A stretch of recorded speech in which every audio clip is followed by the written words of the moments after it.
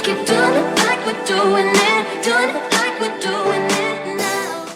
Oi, linduchas! Oi, linduchos! Tudo certo por aí, minha gente? Então vamos que vamos para mais um vídeo. Bem, antes de mais nada, eu gostaria de te convidar a se inscrever aqui no canal, tá? Estamos com a meta de bater os 500 mil inscritos aqui no YouTube e eu conto com a tua ajuda. Pra incentivar, eu tô sorteando aqui um iPhone 7 assim que a gente bater o 500 mil de inscritos. Então participa desse sorteio, eu vou deixar o link aqui abaixo desse vídeo com um formuláriozinho bem simples pra você preencher e garantir a sua participação. Mas tem que estar inscrito, tá? O assunto desse vídeo é um tanto polêmico, vamos dizer assim, mas eu tenho que falar sobre o assunto porque eu tenho recebido muitas perguntas do tipo: Thay, por que você não tá amamentando a Bela? Thay, mulher, por que tu tá dando fórmula pra Bela? A fórmula é um veneno. E são muitas perguntas relacionadas a esse tema nas minhas redes sociais como um todo. Então eu venho com esse vídeo para poder tentar responder de uma vez por todas todo mundo. Gostaria de deixar bem claro aqui, gente, que assim, a minha história, ela é só minha. Tá? O que eu vivi, o que eu passei em relação à maternidade é algo muito particular. A sua história pode ser completamente diferente da minha, porque eu acredito que a maternidade, ela é realmente individual de cada mãe, sabe? É um processo em que só você vivendo, pra você ter essa experiência e contar. E cada experiência é única, sabe? Não existe assim um formulário, um guia, um manual de instruções de como ser uma mãe perfeita. Não existe esse lance de mãe ideal, sabe? Então, eu quero deixar isso muito claro. Cada experiência é uma experiência única e ela não deve ser repetida, nem copiada e nem servida de exemplo. Antes de eu engravidar, né, só pra deixar bem claro, eu tenho duas filhas, tá? Eu tenho uma filha de 6 anos e eu tenho outra filhinha que acabou de nascer, que vai fazer 2 meses ainda. Todas duas são meninas, são duas princesas, a Luna e a Bela. E antes de eu ter as minhas duas princesas, né, antes de eu engravidar, passar por essa experiência, eu achava assim: nasce um filho, nasce uma mãe, né, como diz o ditado, e nascendo uma mãe, nasce tudo junto, vinha todo o pacote junto, sabe? O instinto materno, o leite, tudo. Eu achava que era algo muito natural, sabe? Assim como nascer um filho, já acontecia tudo muito que instantaneamente e naturalmente. Então na minha cabeça, eu jamais imaginava, nem nos meus piores pesadelos, que alguma mulher não seria capaz de amamentar, sabe? Porque na minha cabeça isso era muito natural, isso iria acontecer na mesma hora que o seu bebê viesse ao mundo. Só que infelizmente hoje eu sei que por uma série de fatores existem muitas mulheres que não têm essa dádiva de dar o leite materno para sua criança. E não é porque elas não querem, sabe? Como muitas pessoas pensam por aí. Inclusive julgam, olham as outras assim de maneira torta ou julgando. Não é porque elas não querem, gente. Se vocês forem se informar, existe uma série de situações que impedem a mãe de amamentar. E hoje eu sei disso, mas eu também não sabia. Eu era leiga, eu era ignorante. Por isso que eu acho interessante eu compartilhar com vocês a minha história. Durante o pré-natal, eu já descobri que o meu mamilo ele era invertido. Primeira barreira, tá? Que não quer dizer que eu não fosse amamentar, porque isso não é um problema que interfira diretamente na amamentação, tem como você resolver. Durante o pré-natal eu descobri essa questão do mamilo, então eu comecei a fazer exercícios que estimulassem o mamilo.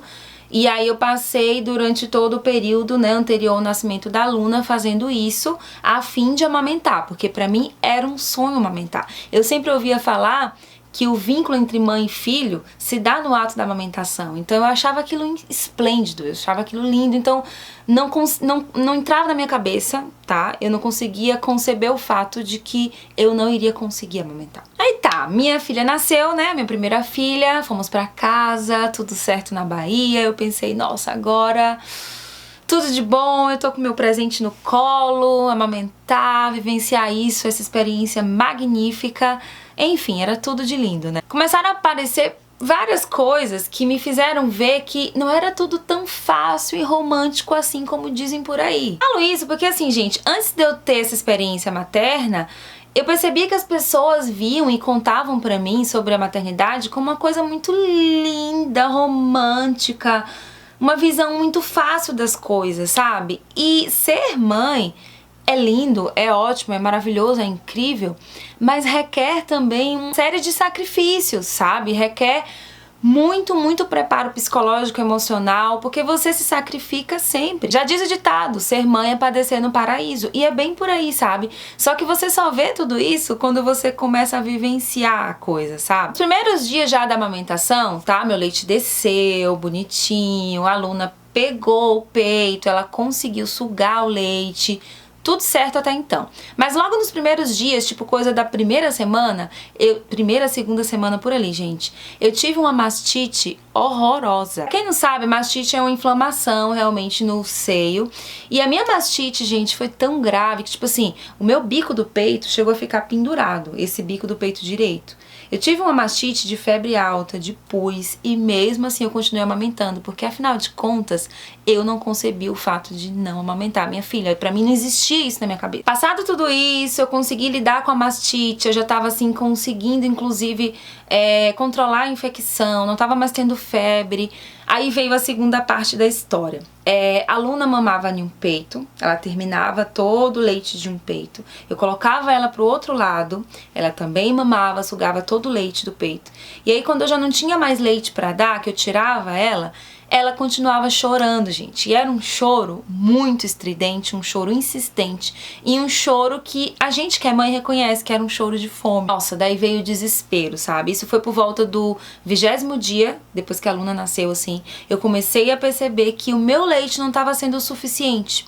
E aí retornamos na pediatra, né? Porque a gente já tinha ido uma vez, a gente retornou, inclusive, antes do prazo da revisão, porque eu fiquei desesperada. Eu falei, não, como assim?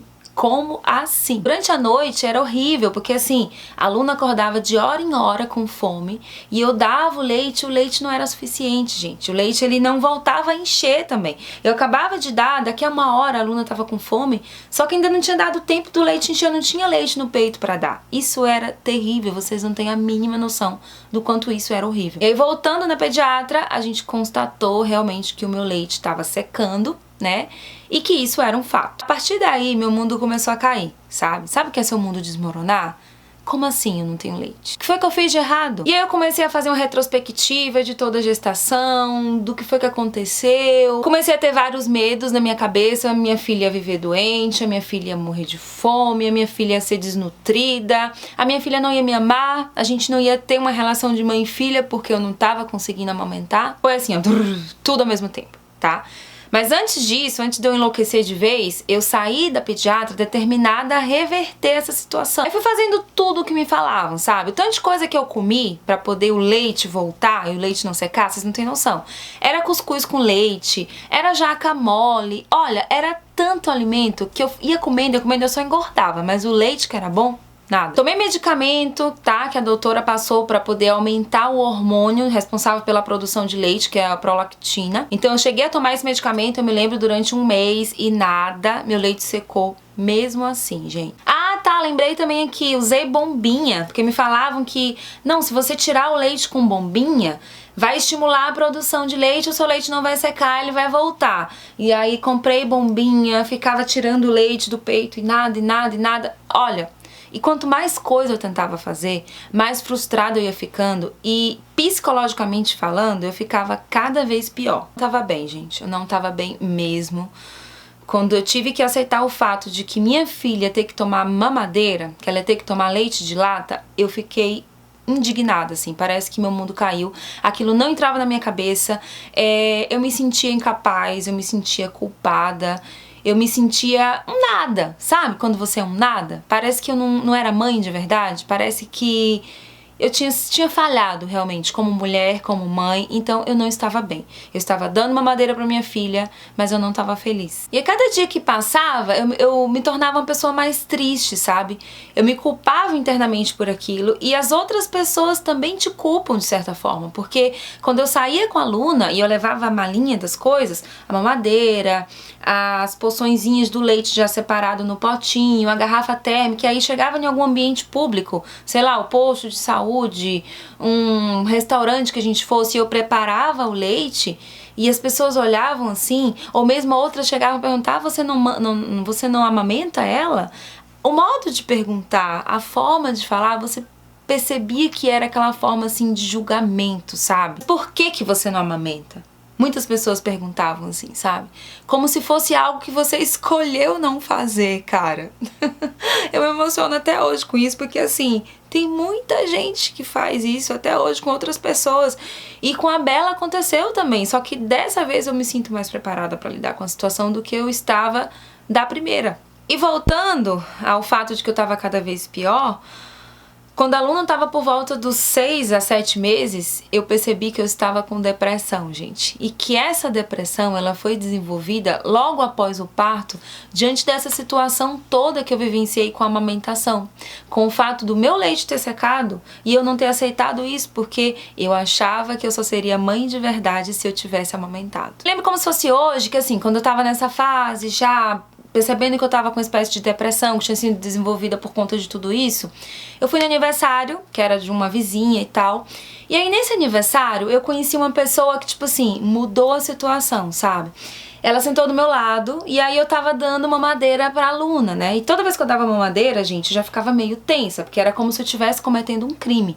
As pessoas, elas avaliavam, eu me sentia avaliada, pelo menos. Porque o normal, o natural era amamentar. Então, como se eu não tava fazendo isso, era como se eu fosse uma criminosa. Então, eu já ficava meio pronta. E aí, ela tava do meu lado e tal. E aí, depois a gente conversou, conversa vai, conversa vem. Eu, como sempre, falo muito. Às vezes, conto muito mais do que deveria. Comentei pra ela a minha dor e a minha tristeza de não ter conseguido amamentar a Luna, né? E aí, foi aí que ela me falou, nossa, eu passei pela mesma situação.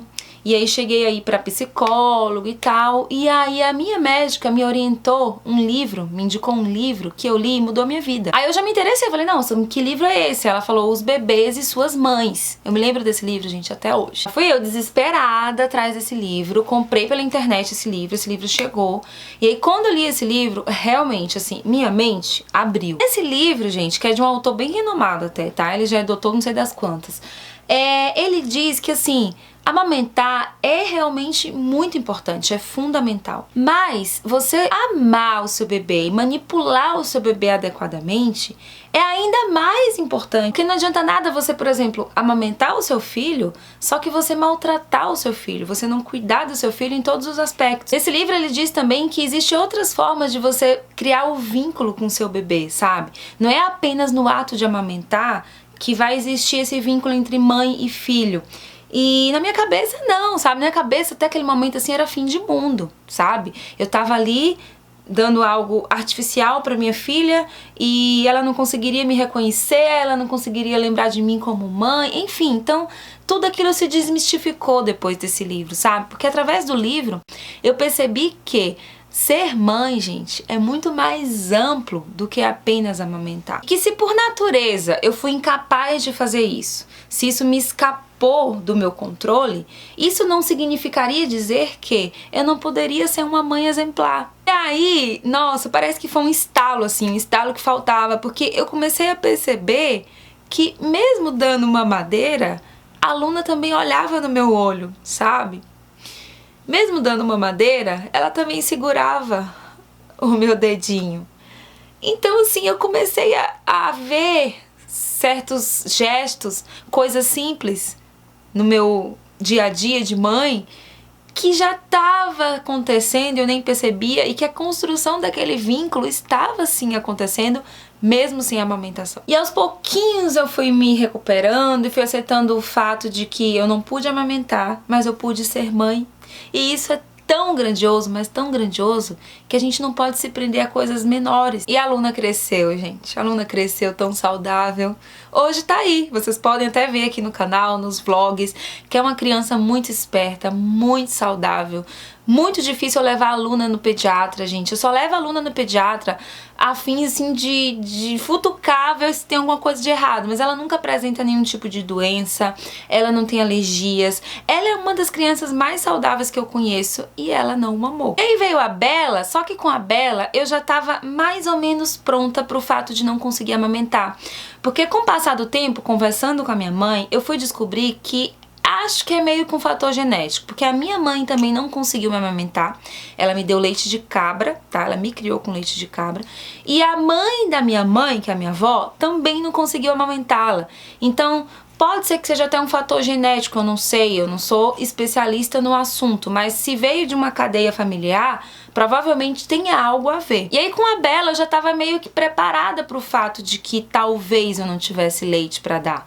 E aí foi tranquilo, eu amamentei a Bela durante 12 dias, mais ou menos por volta do 15º dia, eu não tinha mais leite, apesar de tentar novamente algumas coisas, só que dessa vez mais tranquila, não tão ansiosa, não tão tensa. Eu tava com aquela postura de que, se der, se rolar, rolou, sabe? Mas se não rolar, não será o fim do mundo. Então, quando o meu leite secou, eu já tava mais ou menos preparada pra isso, sabe? Psicologicamente falando. Então, mulher, assim, se tu teve essa dádiva, se por uma sorte divina tu conseguiu amamentar o teu filho ou a tua filha, graças a Deus, levanta a mão pro céu e agradece, porque tem muita mulher, tem muita mãe que queria amamentar como eu e não conseguiu.